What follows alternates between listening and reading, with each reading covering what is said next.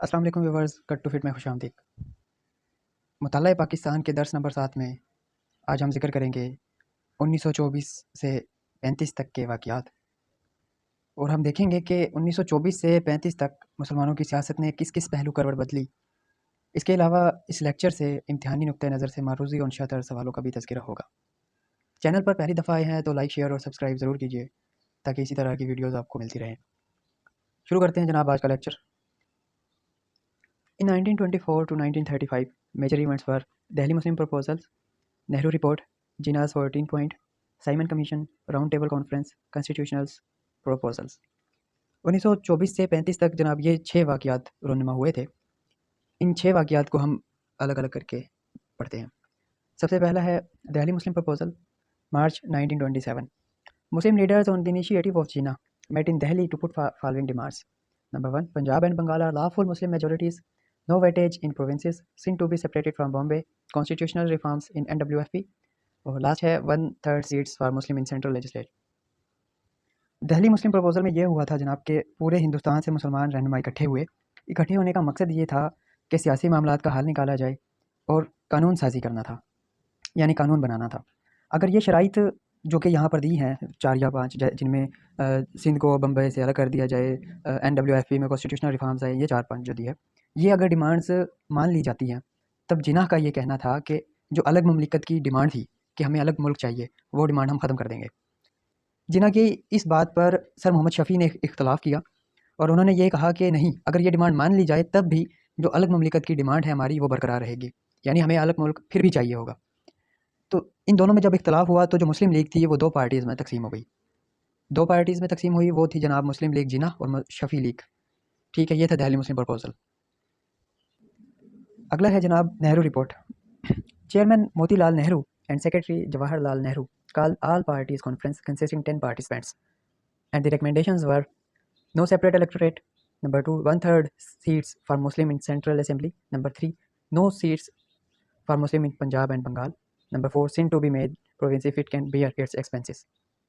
ये था जनाब नेहरू रिपोर्ट। नेहरू ने जो मुस्लिम का वो आया था प्रपोजल के बाद और साइमन कमीशन के बाइकाट के बाद, मोतीलाल नेहरू ने सेक्रेटरी जवाहरलाल नेहरू के साथ 10 पार्टिसिपेंट पर मुश्तमिल एक कॉन्फ्रेंस की और इसका मकसद ये था कि ऐसा कानूनी ढांचा तरतीब दिया जाए, बनाया जाए, जिस पर तमाम की तमाम पार्टीज़ मुत्तफिक हों।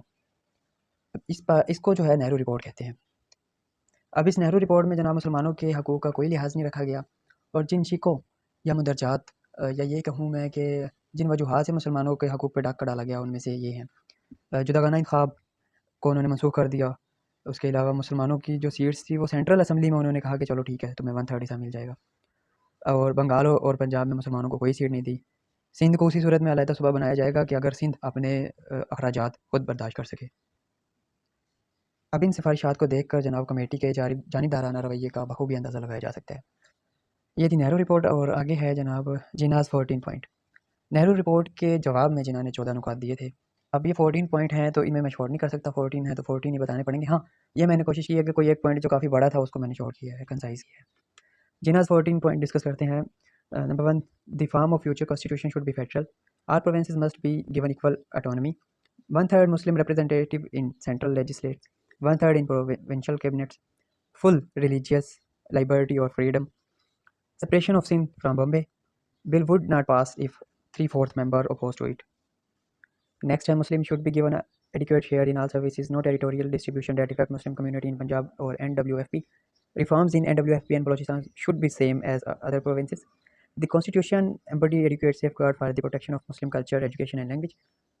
No change in the constitution without consent of the province. और लास्ट है मुस्लिम रिप्रेजेंटेशन इन गवर्नमेंट जॉब। ये थे कायद आज़म के 14 नुकात जनाब। इनमें से कोई 5 या 7 ही आपसे पूछे जा सकते हैं, तो जो शॉर्ट हैं वो आप याद कर लीजिएगा। अगला है Simon commission. Number 4, Simon commission में Simon seek Indian opinion for future constitution. He published his report in 1930। Recommendations were federal system, 2 houses, abolition of diarchy system, constitutional changes in NWFP, no interfere of governor.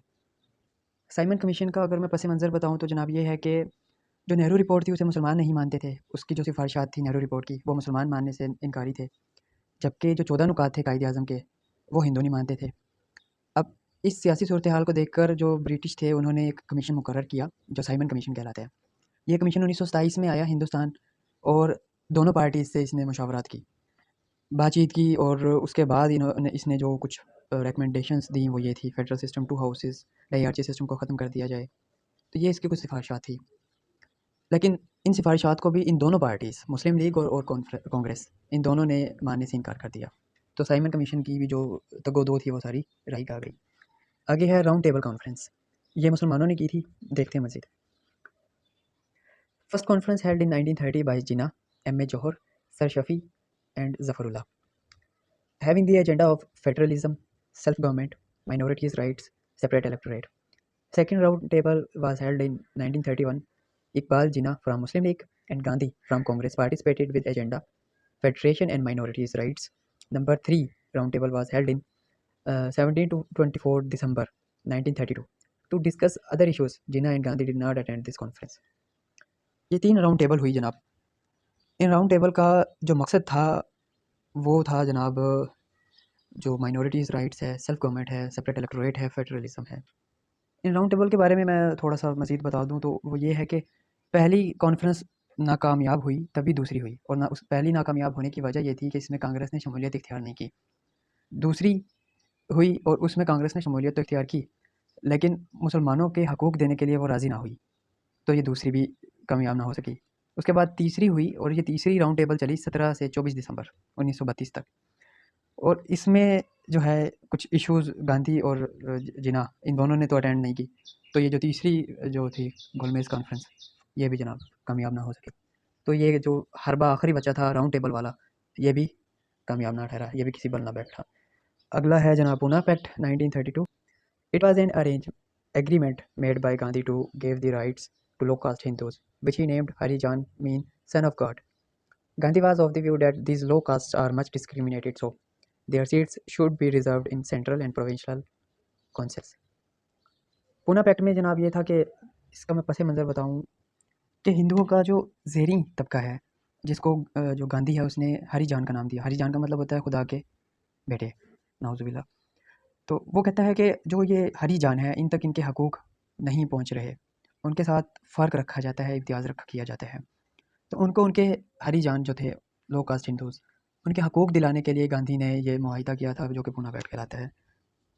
इसी के साथ जनाब lecture अख्ताम को पहुँचा। इस lecture से जो मारूसी तर्ज सवालात बन सकते हैं वो ये हैं: in Punjab Muslim League divided in Shafi and Jinnah league, Nehru report consist of 10 participants.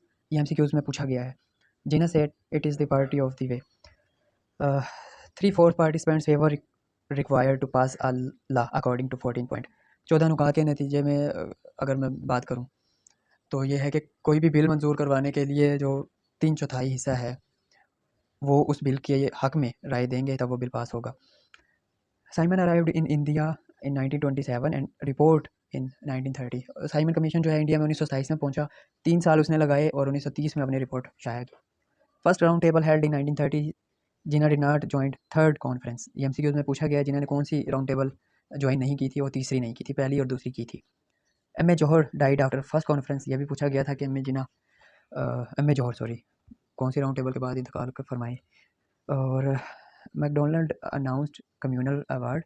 Gandhi named low caste Hindu as Harijan. Harijan के बारे में पूछा गया है। और जो क्वेश्चन इस लेक्चर से आते रहे हैं वो जनाब पूना पैक्ट है, 5 नंबर का आया था। नेहरू रिपोर्ट से आया था, और साइमन कमीशन 3 नंबर का था। ये थे जनाब सवालात और लेक्चर। उम्मीद है पसंद आई होगी ये वीडियो। अगर पसंद आई है तो लाइक, शेयर और सब्सक्राइब कर दें। मिलते हैं अगली वीडियो में, तब तक अल्लाह हाफ़िज़।